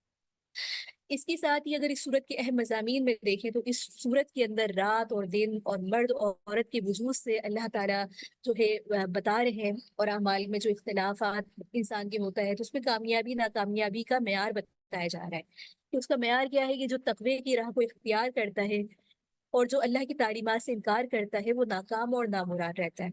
اور پھر یہاں پر جو انسان کی کوششیں ہیں مختلف ہیں، ہر انسان مختلف کوششیں کرتا ہے۔ کچھ لوگوں کی کوشش ہوتی ہے کہ وہ تقوی اور قرآن کی بتائی ہوئی راہ پر چلیں، اس کے مطابق اپنی زندگی گزاریں، اور اس کے بالمقابل کچھ لوگ ایسے ہوتے ہیں جن کی کوشش یہ ہے کہ ہم اپنی نفس کی خواہشات کی پیروی کریں، ہم ویسی زندگی گزاریں جیسا کہ ہمارا دل چاہتا ہے۔ تو ایسے یہ دونوں لوگ جو ہے بتایا جا رہا ہے کہ یہ برابر نہیں ہو سکتے۔ تو پہلی قسم کے جو لوگ ہیں ان کی اوصاف کیا ہے جو اللہ کی راہ میں جو ہے قرآن کے ذریعے ہدایت حاصل کرتے ہیں کہ وہ کنجوسی نہیں کرتے، اللہ کے دین کو سر بلند کرنے کے لیے اپنے مال و متاع کو خرچ کرتے ہیں۔ تو ایسے لوگوں کے لیے اللہ تعالیٰ کا انعام کیا ہے کہ آخرت میں بھی کامیابی ہے، دنیا کے اندر بھی ان کو اللہ تعالیٰ اجر دے گا۔ اس کے بالمقابل جو لوگ بخل سے کام لیتے ہیں اور ہدایت اللہ کی تنظیم کرتے ہیں تو ان کے بارے میں آ رہا ہے کہ ان کا یہ جو مال جمع کرنا ہے ان کی کوئی کام نہیں آئے گا، ذلت نامرادی کے سبب ان کو جہنم میں ڈال دیا جائے گا۔ تو یہ اللہ نے دو کریکٹر بتا دیے، اور ان دو کریکٹر کا جو اصول اور معیار ہے اور اللہ کی سند کس کے ساتھ ہے یہاں یہ بھی بتا دیا۔ اس کے ساتھ ہی آگے سورۃ الضحیٰ ہے، اور یہاں بھی قسم کھائی گئی ہے، اور نبی کریم صلی اللہ علیہ وآلہ وسلم کی خاص طور پر دلجوئی کی جا رہی ہے، اور آپ صلی اللہ علیہ وآلہ وسلم پر جو اللہ تعالیٰ کی خاص ہدایات تھی ان کا ذکر یہاں پر کیا جا رہا ہے۔ ان اہم نکات کو دیکھنے کے بعد یہاں پر اس میں ہے کہ اس میں چڑھتے ہوئے دن اور رات کو جو ہے ایک شہادت کے طور پر آپ صلی اللہ علیہ وآلہ وسلم کی زندگی کا ایک نقشہ بتایا گیا کہ اللہ نے کس طریقے سے آپ صلی اللہ علیہ وآلہ وسلم پر اپنے فضل اور کرم کا سایہ رکھا۔ آپ یتیم تھے، خدا نے آپ کو پناہ دی، آپ پر ہدایت کی راہیں کھولی، آپ کی تنگدستی کو دور فرمایا، ساتھ ہی مستقبل میں آپ کو جو ہے مزید انعامات دینے کے وعدے کیے، اور پھر آپ صلی اللہ علیہ وآلہ وسلم اور آپ کی توسط سے امت مسلمہ کو یہ تعلیم دی جا رہی ہے کہ یتیم کے ساتھ نرمی سے پیش آنا چاہیے، سائل کو جھڑکنا نہیں چاہیے، خدا کے احسانات کا شکر ادا کرنا چاہیے۔ یہاں دیکھیں متعدد صورتوں میں اللہ رب العزت یتیم کے ساتھ ہمارے جس طرح سے معاملات ہونے چاہیے ان کو ذکر فرما رہے ہیں۔ ہمارے خاندان میں ہمارے گھروں میں کتنے ایسے بچے ہوں گے جو یتیم ہیں، لیکن ہمیں ان کی خبر گیری رکھنے کا کوئی ہوش، کوئی کچھ بھی نہیں پتا ہوتا کہ وہ کس طریقے سے اپنا گزارا کر رہے ہیں، ان کی اخلاقی روحانی تربیت کیسے ہو رہی ہے۔ تو یہاں پر بحیثیت مسلمان یہ ہماری ذمہ داری ہے سب سے پہلے اپنے اقربا کے اندر آپ ضرور اس بات کا اہتمام کریں کہ اگر کوئی یتیم ہے تو اس کے ساتھ ہمارے معاملات کیا ہونے چاہیے۔ اس کے ساتھ ہی اگر کوئی آپ سے کوئی سائل مانگنے کو آ جائے تو اس کو جھڑکو نہیں، جیسے کہ ہمارے یہاں یہ بات ہے کہ ہم یہ بات جانتے بھی ہیں کہ بعض ایسے ہی لوگ ایسے ہی بہروپیے کے روپ کے اندر لوگ مانگ بھی رہے ہوتے ہیں اور یہ پیشہ ور فقیر ہوتے ہیں، تو ان کے ساتھ بھی اگر کچھ نہیں بھی دینا تو بھی انسان جو ہے نہ جھڑکے، اپنا طرز عمل ٹھیک رکھے۔ اس کے ساتھ ہی آگے سورۃ الانشراح الم نشرح شروع ہو رہی ہے، اور یہاں پر جو اہم نکات ہیں تو آپ صلی اللہ علیہ وآلہ وسلم کے بارے میں ہے کہ مشکل میں آسانی پیدا کرنے کے بارے میں ہے، اور ذکر حبیب صلی اللہ علیہ وآلہ وسلم کی بلندی کا ذکر ہے۔ اس صورت کے اندر جو ہے انشراح کے معنی کھولنے کے ہوتے ہیں، تو یہاں پر یہ بات ہے کہ کیا ہم نے تمہارے لیے تمہارا سینہ نہیں کھولا۔ اس صورت میں دیکھا جائے تو آپ صلی اللہ علیہ وآلہ وسلم کی جو روحانی کمالات ہیں اس کو بطور ایک سوال بیان کیا گیا کہ کیا اللہ نے آپ کے سینے کو نہیں کھولا، کہ آپ پر ذمہ داریوں کا جو بارگاہ تھا یعنی کہ بوجھ تھا اسے نہیں اتار دیا گیا اور آپ کے ذکر خیر کا غلغلہ بلند کر دیا۔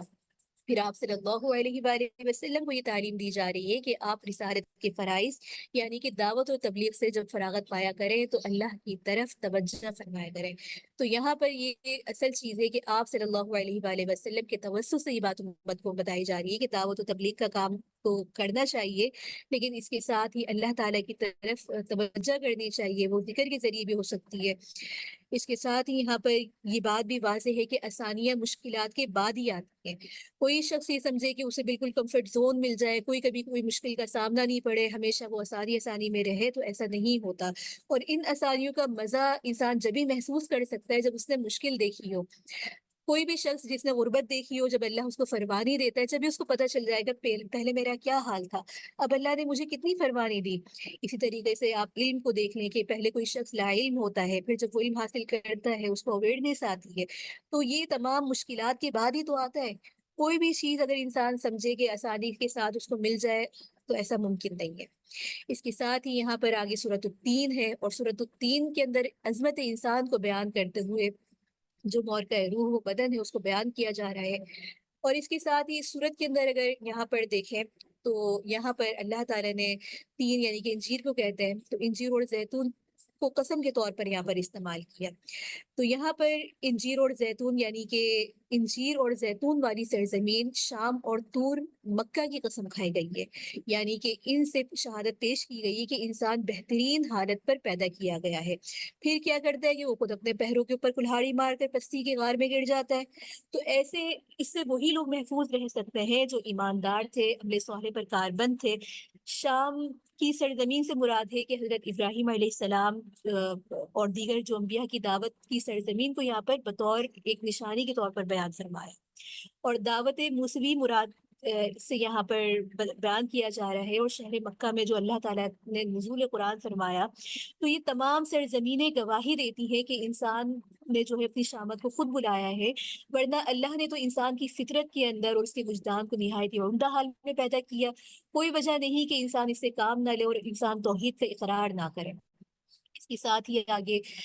سورۃ العلق ہے، اور یہاں پر سورۃ العلق کے بارے میں یہ بات ہم سب جانتے ہیں کہ اس کی جو ابتدائی 5 آیات ہیں وہ پہلی وحی ہے، اور یہاں پر علم کی دولت اللہ تعالیٰ کا بہت بڑا فضل ہے۔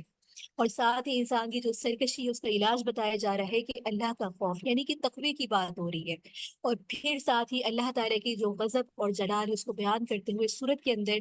جو اہم نکات ہے، تو یہاں پر اس صورت میں آپ صلی اللہ علیہ وآلہ وسلم سے ارشاد ہوا کہ اپنے اس رب کے نام کے ساتھ پڑھیے جو سب کا خالق ہے۔ انسان کو اللہ نے جمے ہوئے خون سے پیدا کیا، جس نے انسان کو قلم کے ذریعے علم سکھایا اور انسان کو وہ کچھ بتایا جو وہ نہیں جانتا تھا، اور پھر یہاں پر بتایا کہ اتنے احسانات کے باوجود انسان کا رویہ کیا ہے کہ وہ سرکشی کرتا ہے، اپنے آپ کو تمام قیود اور حدود سے آزاد سمجھتا ہے، حالانکہ ان سب کو تو اللہ کے حضور پیش ہو کر ہی رہنا ہے۔ تو ایسے سرکشوں کو متنبع کیا جا رہا ہے جو تبلیغ سے روکتے ہیں، نہ خود تبلیغ کا کام کریں گے، نہ دین کا کام کریں گے، نہ کرنے دیں گے۔ تو یہاں پر جب آپ صلی اللہ علیہ وآلہ وسلم نماز پڑھتے تو نہ پڑھنے دیتے، حالانکہ آپ صلی اللہ علیہ وآلہ وسلم تو صرف ان کی ہدایت اور ان کی بھلائی چاہتے تھے۔ تو یہاں پر یہ مزاج بتانے کے بعد جو قرآن کریم کی مخالفت کرتے ہیں، تو قرآن کریم ان کے بارے میں بتا رہا ہے کہ قیامت کے روز ان کی سخت پکڑ ہوگی، تو آخرت میں یہاں پر اللہ رب العزت کے بارگاہ ان کی حضوری ہوگی۔ تو یہاں پر اگر قربت چاہتے ہو تو سجدہ زیر ہو جاؤ، تو یہ وہ ذریعہ ہے جس کے ذریعے انسان جو ہے ہدایت حاصل کر سکتا ہے۔ اس کے ساتھ ہی آگے سورۃ القدر ہے، اور سورۃ القدر کی بھی مضامین میں یہاں پر دیکھیں تو جو اہم نکات ہیں، شب قدر کی فضیلت ہے، اور یہاں پر اس کا نزول بتایا جا رہا ہے۔ مقصد یہاں پر بتانے کا یہی ہے کہ سورت میں اس کا اعلان کیا گیا کہ قرآن کریم شب قدر میں اتارا گیا ہے، اور شب قدر کی فضیلت یہ بیان کی گئی ہے کہ وہ 1000 راتوں سے افضل ہے۔ اس رات کو صبح تک فرشتے زمین پر رحمت اور سلامتی لے کر اترتے رہتے ہیں۔ اس کے ساتھ ہی آگے سورۃ البینہ شروع ہو رہی ہے، اور سورۃ البینہ کے اگر ہم اہم مضامین کو دیکھیں تو یہاں پر بینہ کی وضاحت افادیت کو بیان کیا جا رہا ہے، اور ساتھ ہی ان نکات کے ساتھ ہی جو حاصل کلام ہمیں ہوتا ہے۔ تو البینہ ایسی روشن چیز کو کہتے ہیں جو خود اپنی حقیقت پر دلیل ہوتی ہے، گویا کہ آفتاب جو ہے لیل و نہار پر دلیل ہے۔ تو اس صورت میں یہ بتایا جا رہا ہے کہ آپ صلی اللہ علیہ وآلہ وسلم کی ذات گرامی تو خود ایک روشن دلیل ہے، کیونکہ آپ جو ہے بہت ہی نہایت ہی اعلیٰ اخلاق سے مزین تھے، لوگوں کو آیتیں پڑھ کر سناتے تھے، اور یہ کوئی ایسا دین بھی نہیں تھا جس کی دعوت جو ہے پہلی دفعہ دی جا رہی ہو۔ تمام رسولوں کی دعوت کا جو اصول تھا، مقصد تھا، ان کا مقصد حیات تھا، وہ یہی تھا۔ لیکن اس روشن دلیل آنے کے بعد بھی جو اہل کتاب نے اختلاف کیے وہ خود ان کے اپنے اختلاف تھے۔ اس کے ساتھ ہی یہاں پر حکم دیا جا رہا ہے کہ اخلاص کے ساتھ اللہ کے لیے عبادت کرتے رہو، نماز قائم کرنے کا حکم دیا جا رہا ہے، زکوٰۃ کا ادا کرنے کا حکم دیا جا رہا ہے، اور اس کے ساتھ ہی یہاں پر جو کفر اور انکار کی روش کو اختیار کرتے ہیں ان کے لیے دوزخ کا عذاب ہے، اور ساتھ ہی جو اللہ کے اوپر ایمان لے کر آتے ہیں، عمل صالح کرتے ہیں، تو ان کے بارے میں بتایا جا رہا ہے کہ ایسے لوگ اللہ سے ہمیشہ ڈرتے ہیں اور اللہ کے لیے ان کی جنت کا وعدہ ہے۔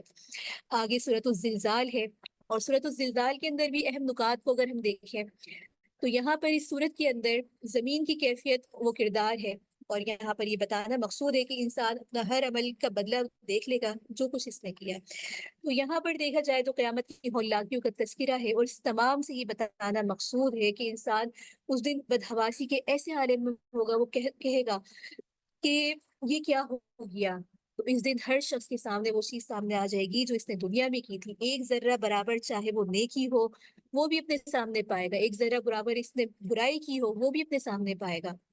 اس سلسلے کو جاری رکھتے ہوئے آگے جو ہے سورۃ العادیات شروع ہے، اور سورۃ العادیات کے جو اہم مضامین کے اندر ہمیں یہ بات سب سے پہلے ملتی ہے کہ انسان کی ناشکری کا بیان ہے، اور یہاں پر بھی انسان کو اپنی نیتوں کو، جو چیزیں وہ پوشیدہ رکھتا ہے، جو چیزیں ظاہر کرتا ہے، اس کو جو ہے جانچنے کا حکم دیا جا رہا ہے۔ تو یہاں پر انسان کی ناشکری پر دوڑنے والے گھوڑوں کو شہادت کے طور پر پیش کیا گیا کہ گھوڑا ایک جانور ہے، لیکن وہ اپنے مالک کا کس قدر فرمانبردار ہوتا ہے کہ اسے ذرا سے اشارہ ملتا ہے تو بے تحاشا دوڑتا ہے، سخت سے سخت مقامات کے اوپر گھس جاتا ہے، کسی چیز کی پرواہ نہیں کرتا۔ لیکن انسان کیسا انسان ہے کہ اپنے خالق اور مالک کے اتنے احسانات کے باوجود بھی ناشکری کرتا ہے، اس کے ساتھ وفاداری نہیں کرتا، اپنی منمانی کرتا رہتا ہے۔ تو یہاں پر یہ مزاج بتاتے ہوئے انسان کو موت کی زندگی کے بعد جو ہے یاد دہانی کروائی جا رہی ہے کہ اس ساری ناشکریوں کا نتیجہ وہ ایک دن پا کر ہی رہے گا۔ اس کے ساتھ ہی سورۃ القاریعہ ہے،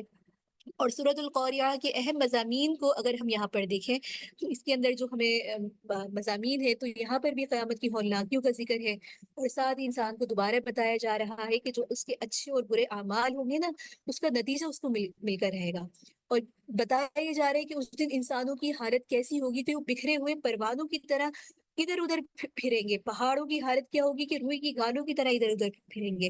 اور اس دن جس کی نیکیوں کے وزن زیادہ ہوں گے وہ تو وہ اس کے لیے وہ وقت جو ہے اچھا ہوگا، اور جس کا نام اعمال اس کے بائیں ہاتھ میں دیا جائے گا، اس کا ٹھکانہ جہنم میں ہوگا۔ تو یہاں پر اگر انسان کے اعمال کا وزن ویسے ہی بڑھے گا جب اس کی نیت خالص ہوگی، اگر اس کی نیت لوگوں کے لیے ہوگی تو پھر اس کا نام اعمال اس کے مطابق ہی ہوگا۔ اس کے ساتھ ہی یہاں پر سورۃ التکاثر ہے، اور سورۃ التکاثر کے اندر بھی جو کثرت ایک بہت ہے اس کا ذکر ہے۔ اس کے ساتھ ہی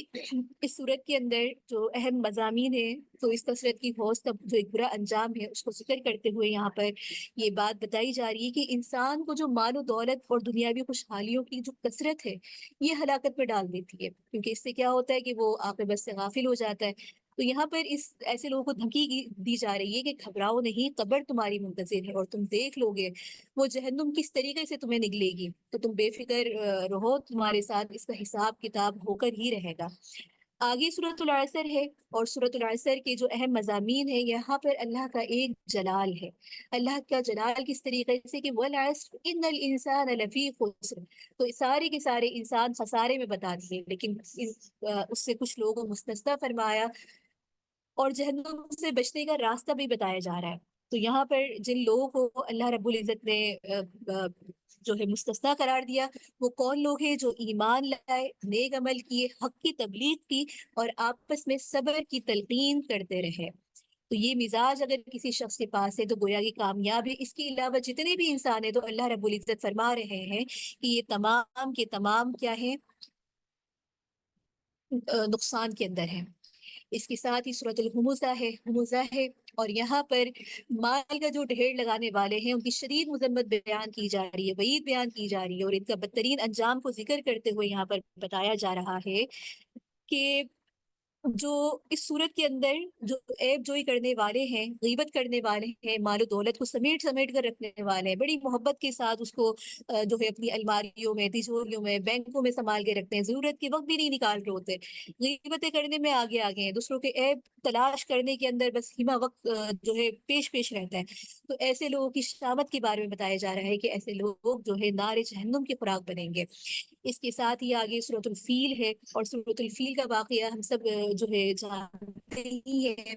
سورۃ الفیل کے اندر جو اہم نکات ہمارے سامنے ہیں اس پوری صورت کے اندر، تو ہاتھی والوں کو جو برا انجام تھا اور اللہ رب العزت نے کس طریقے سے ان کی پکڑ فرمائی تھی اور اپنے گھر کی حفاظت فرمائی تھی، اور کن کے ذریعے فرمائی تھی کہ بہت ہی ایک چڑیوں کے جھنڈ کے ذریعے اللہ نے اپنے جو ہے پورا ابراہہ کے لشکر کو تباہ کر دیا تھا۔ تو حاصل سبق جو اس پوری صورت کا ہمیں یہ ملتا ہے کہ حق کی جو مخالفت کرنے والے ہیں وہ تباہ ہو کر رہتے ہیں، تو اللہ کی فوج کے آگے، اللہ کی قدرت کے آگے انسان کچھ بھی نہیں کر پاتا۔ چڑیا جیسی مخلوق سے بھی وہ حق کے دشمنوں کو خاتمہ کرا دیتا ہے۔ اس کے ساتھ ہی آگے سورہ قریش ہے، اور سورہ قریش کی بھی اگر ہم اہم مضامین کو یہاں پر دیکھیں تو یہاں پر قریش کے بارے کے اندر یہی بات مذکور ہے کہ اللہ تعالیٰ نے قریش پر جو احسانات کیے ہیں ان کا ذکر ہے۔ اس صورت میں یہ سمجھایا جا رہا ہے کہ قریش کو اللہ کے گھر خانہ کعبہ کی وجہ سے جو دنیاوی وجاہت حاصل رہی، ان کو تجارتی قافلے کے اندر اللہ تعالیٰ نے سردیوں گرمیوں میں دیگر مقامات پہ لے کے جاتے، ڈاکوں سے محفوظ رکھتے، تو تجارت کرتے بے خوف و خطر، اور یہاں پر بجائے نہیں یہ چاہیے تھا کہ خانہ کعبہ میں یہ اللہ کی توحید کے تقاضوں کو پورا کرتے، لیکن انہوں نے توحید سے بھی انکار کر ڈالا، اپنے بتوں کے ذریعے انہوں نے خانہ کعبہ کو نجس کرنا چاہا۔ تو یہاں پر ان کی اس روش کا ذکر کرتے ہوئے اللہ رب العزت ان پہ جو اپنے احسانات ہیں اس کا تذکرہ فرما رہے ہیں۔ اس کے ساتھ ہی آگے سورۃ الماعون ہے، اور اس صورت کے اندر دیکھا جائے تو حقوق العباد کی جو پاسداری ہے اس کو اللہ رب العزت نے بڑے ہی زبردست انداز میں یہاں پر ذکر فرمایا۔ تو اس صورت کے اندر مقصود یہ ہے، بتایا یہ جا رہا ہے کہ جو لوگ یتیم کو دھکے دیتے ہیں، جو مسکین کو کھانا نہیں کھلاتے، جو نماز میں غفلت کرتے ہیں یا ریاکاری سے کام لیتے ہیں، اور برتنی کی چیزوں کو یعنی کہ جو استعمال کی چیزوں کو بھی وہ جو ہے استعمال نہیں ہونے دیتے، معمولی چیزوں کو بھی لوگوں کو دینے میں ان کے دلوں کے اندر تنگی ہوتی ہے، تو ذرا سے یہ کس وجہ سے ہے کہ قیامت کو جھٹلاتے ہیں، تو انہیں آخرت سے خوف ہوتا ہے، نہ ہی وہ اگر انہیں آخرت سے خوف ہو تو ایسی حرکتیں نہ کریں۔ تو یہاں پر یہ جو ہمارے معاشرتی طور پر ہمارے اندر جو برائیاں ہمارے اندر آ چکی ہیں نا، ان کو اللہ رب العزت اس صورت کے اندر بیان فرما رہے ہیں۔ آج اگر ہم کوئی صدقہ بھی کرتے ہیں، کوئی خیرات کرتے ہیں، کوئی کام کرتے ہیں، تو اس میں ریاکاری ہمارے خود دلوں کے اندر اگر ہم اس بات کا تجزیہ کریں تو ہر عمل کے اندر ایسا ہی ہے کہ مقصد کیا ہوتا ہے کہ ہم جو ہے لوگوں کو دکھانے کے لیے، لوگوں کی اچھائی، لوگوں کے اچھے جو ہے ہمارے بارے میں اچھا گمان کریں،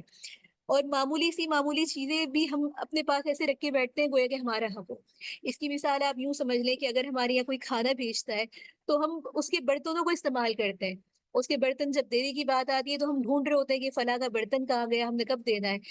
تو وہ یہ چیزیں آپ ذہن میں رکھیے کہ اس شخص نے وہ کھانا آپ کو استعمال کرنے کے لیے دیا ہے، وہ برتن آپ کو نہیں دیا کہ آپ اس کے برتن کو بھی استعمال کریں۔ اور بعض ایسے مزاج بھی ہمارے لوگوں میں یہ ہے کہ وہ چیز واپس بھی نہیں کرتے، چھوٹی چھوٹی معمولی سی چیزوں کو وہ اہمیت ہی نہیں دے رہے ہوتے۔ تو اس سے دوسرا کیا ہوتا ہے کہ یہ جو معاشرتی طور پہ حقوق ہیں، ہم ان کی حقوق کی رعایت ہی نہیں کرتے اور ان کو حق بھی نہیں سمجھ رہے ہوتے۔ تو اللہ رب العزت سے ایسے مزاج اور ایسی عادات سے پناہ مانگنی چاہیے۔ اس کے ساتھ ہی یہاں پر سورۃ الکوثر کا ذکر ہے، اور یہاں پر نبی کریم صلی اللہ علیہ وآلہ وسلم پر جو اللہ تعالیٰ کے خاص عنایات ہیں ان کا ذکر فرمایا جا رہا ہے۔ تو کوثر جو ہے جنت کی اس نہر کا نام ہے جس سے تمام نہریں نکلیں گی، اور یہ نہر جو ہے نبی کریم صلی اللہ علیہ وآلہ وسلم کے ساتھ خاص ہے۔ اور جاہلیت میں یہ بات، یہ دستور تھا کہ جس کی اولاد نرینہ نہیں ہوتی تھی، یعنی کہ بیٹا نہیں ہوتا تھا، تو وہی قربانی کرتا تھا۔ تو آپ صلی اللہ علیہ وآلہ وسلم کے صاحبزادے کی وفات ہو گئی تو مخالفین نے کہنا شروع کر دیا کہ اب ان رسول کا تو نام و نشان ہی ختم ہو گیا، یعنی کہ ان کی نسل کیسے چلے گی، اب ان کی قربانی بھی نہیں ہو سکتی، ان کا نام بھی باقی نہیں رہے گا۔ تو اس صورت کے نازل کرنے کے ساتھ اللہ رب العزت نے اپنے رسول کا فرمایا کہ آپ کو کوثر عطا فرمائی۔ کوثر کے بہت سے معنی ہیں، کوثر حوض کو بھی کہتے ہیں، بہت ساری بھلائیوں کو بھی کہتے ہیں۔ تو یہاں پر پھر آپ کو حکم دیا جا رہا ہے کہ آپ نماز پڑھیں، قربانی کریں، اور آپ کے دشمن ہی بے نام و نشان ہوں گے۔ یعنی کہ انہوں نے جو اولاد نرینہ کو ایک اپنے لیے بات سمجھی رکھی تھی، گویا کہ غلبہ ہے، یا پھر وہ شخص جو ہے نسل چلانے کا ایک سبب بنے گا، تو اللہ تعالیٰ ایسی سوچ کی تردید فرما رہے ہیں۔ اور یہ بات دیکھیے کہ دشمنوں نے بھی دیکھا کہ آپ کا نام جو ہے اللہ تعالیٰ نے قیامت تک کے لیے بلند فرما دیا۔ آج یہ مزاج نا ہمارے یہاں بھی پایا جاتا ہے کہ جس کے یہاں بیٹیاں ہوتی ہیں اور بیٹا نہیں ہوتا، تو اس کو بڑی جو ہے ایک ایسے انداز سے دیکھا جاتا ہے کہ گویا کہ اس کے یہاں کوئی بہت بڑا جرم ہو، اور بڑا معصوم وہ شخص ہو، بڑا مسکین شخص ہو، اور بڑا رحم کے قابل شخص ہو۔ گویا کہ بیٹا ہونے کو ہمارے یہاں نا بڑی اہمیت دی جاتی ہے، اور بیٹا جس کے یہاں نہ ہو تو گویا کہ اس کو یہ سمجھا جاتا ہے کہ اس کی تو بیچاری کی بیٹیاں ہیں، پتہ نہیں اس کی نسل کیسے چلے گی۔ تو یہ مزاج ہم نے اپنے گھروں سے ختم کرنا ہے کہ بیٹا اور بیٹیاں دونوں ہیں، اللہ کی نعمتیں ہیں اور اللہ کی رحمتیں ہیں۔ جس کو اللہ چاہے بیٹا عطا فرمائے، جس کو چاہے بیٹیاں عطا فرمائے، جس کو چاہے دونوں عطا فرمائے، اور جس کو چاہے کچھ بھی نہ دے۔ اس کے ساتھ ہی آگے سورت شروع ہو رہی ہے، اور آگے سورت الکافرون ہے، اور یہاں پر اللہ رب العزت نے کافروں سے اعلان برات فرما دیا، اور اس اعلان برات کے ساتھ ہی یہاں پر اس سورت میں آپ صلی اللہ علیہ وآلہ وسلم سے خطاب کر کے کہا جا رہا ہے کہ آپ اعلان کر دیں کہ ہم اللہ کے سوا کسی کی عبادت نہیں کر سکتے، اسلام کے علاوہ کسی اور دین و تہذیب کو ہم معاشرت کے طور پہ اختیار نہیں کر سکتے۔ تو اے کافرو، تمہارے لیے تمہارا دین اور میرے لیے میرا دین ہے۔ آگے سورۃ النصر ہے، اور سورۃ النصر کے جو اہم مضامین ہمیں ملتے ہیں، ہمارے سامنے ہیں، تو یہاں پر نبی کریم صلی اللہ علیہ وآلہ وسلم کی جو مشن تھا، ان کی کامیابی کا اعلان کیا جا رہا ہے۔ اور آپ صلی اللہ علیہ وآلہ وسلم کا کیا مشن تھا؟ کہ اسلام کا غلبہ۔ تو یہاں پر بتایا جا رہا ہے کہ اللہ کی مدد آ گئی، فتح مکہ ہو گیا، اور لوگ جوق در جوق اسلام کے حلقوں کے اندر داخل ہو گئے۔ اور پھر یہاں پر یہ تعلیم دی جا رہی ہے کہ یہ موقع جشن کا نہیں ہے، بلکہ یہ موقع کیا ہے کہ اللہ کی حمد و ثنا کی جائے، استغفار کیا جائے، اور اس سے مسلمانوں کو یہ سبق دیا گیا کہ وہ انتہائی جوش اور نصرت کے عالم میں بھی اللہ کو نہ بھولیں۔ تو یہ تعلیم یہاں پر یہ مسلمانوں کے لیے، آج ہمارے یہاں بھی یہ ہوتا ہے کہ ذرا سی خوشی آئے، ذرا سا کوئی خوشی کا موقع آئے، تو ہم تمام حدود کو بھول کر ایسی دنیا کے اندر مست ہو جاتے ہیں کہ کون سی نمازیں، کون سا اللہ، کون سا ذکر، کون سا استغفار۔ تو یہ مسلمانوں کو تعلیم دی جا رہی ہے کہ انسان کو کس موقع کے اوپر کیسا مزاج اختیار کرنا چاہیے۔